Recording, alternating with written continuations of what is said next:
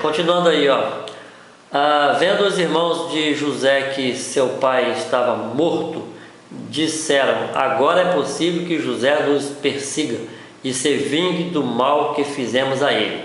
Por isso mandaram este recado a José: antes de morrer, o seu pai deixou uma mensagem a você. A mensagem é esta: perdoe a maldade de seus irmãos e o pecado que cometeram com o mal que fizeram a você.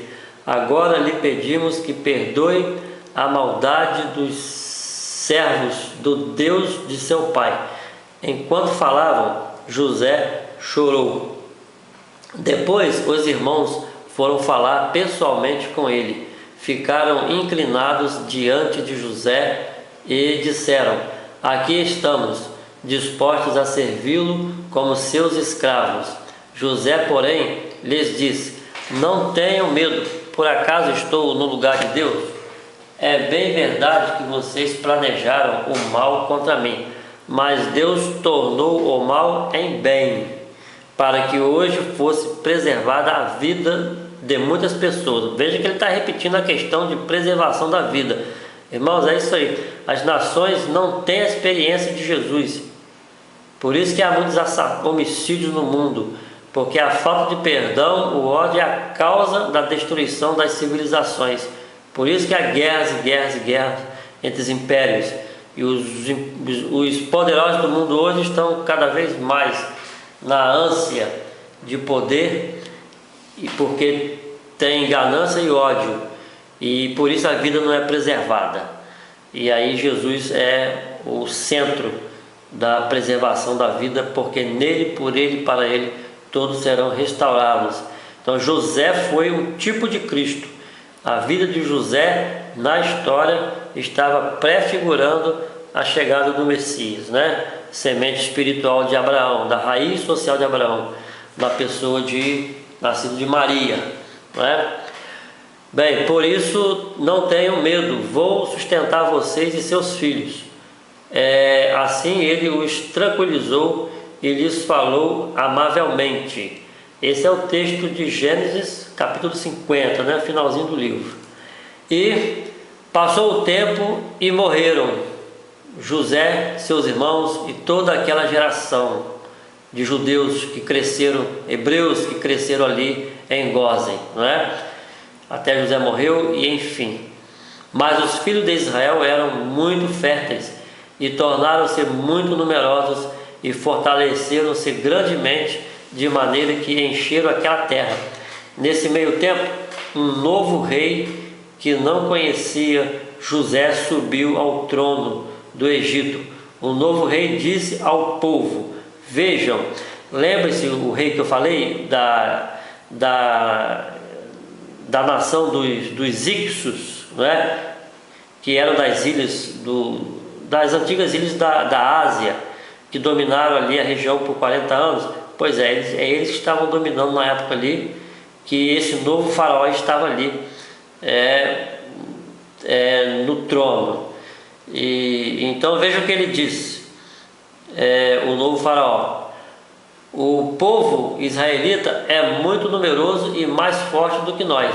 Precisamos ser astutos para com esse povo, para que não se tornem mais numerosos ainda, e em caso de guerra não se aliem aos nossos inimigos, pelejem contra nós e sejamos forçados a fugir do país.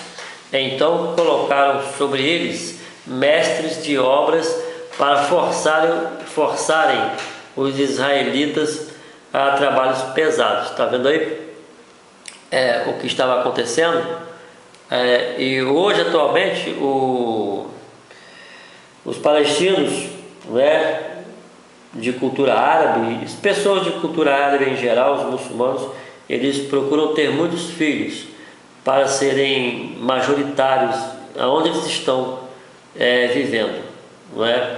Para serem fortes. E a história funcionava desse jeito. Bem, continuando aqui o texto: e assim os israelitas construíram para o faraó as cidades celeiro de Pitom e Ramsés, No entanto, quanto mais os maltratavam, mais eles se multiplicavam e se espalhavam. Com o cristianismo aconteceu isso no início do século, primeiro século, né?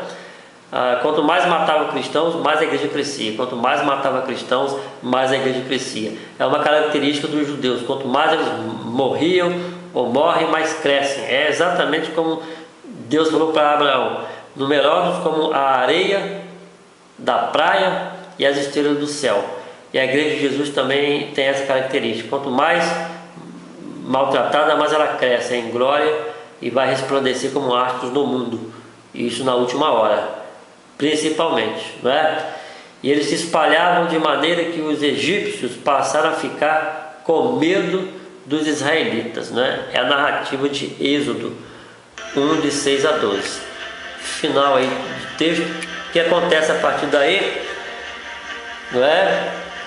Vão sair para peregrinar no deserto, vão chegar nos portões de Jericó, às margens do Rio Jordão, e ali vão planejar para então cumprir o que Deus havia dito há muitos anos atrás, que a terra prometida lhes seria dada. Terra que antes eles já haviam vivido nela, né, seus antepassados, e aí então vai acontecer. Se Deus abençoar e confirmar a nossa segunda etapa do seminário, a gente vai iniciar a partir desse ponto, porém, nós vamos dar um salto no tempo, não é? Vamos dar um salto do momento em que eles entraram em Jericó e ir para o tempo do livro de Daniel, com os judeus no cativeiro, né? Da entrada de Israel em Jericó, na conquista da terra, até chegar em 500 anos antes de Cristo, eles tiveram vários períodos de glórias, de derrotas e glórias. Tomaram conta praticamente de toda a terra da Palestina, até próximo do